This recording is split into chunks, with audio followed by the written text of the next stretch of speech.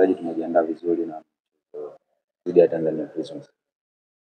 Kwa kufuata maelekezo ya kocha tumejiandaa vizuri.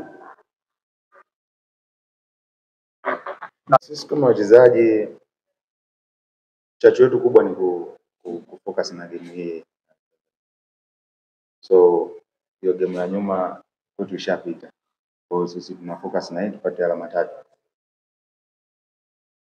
Na kama nilivyosema awali, matokeo yaliyopita nyuma tumepata alama sare.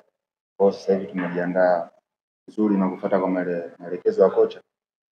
Tunahitaji alama 3, tunahitaji tunahitaji kushinda. Sisi tumejiandaa kushinda, kupata alama 3 dhidi ya mchezo wa kesho. Naam, kama ulivyosema wanatumia nguvu. Pia vitu vyote vinawezekana.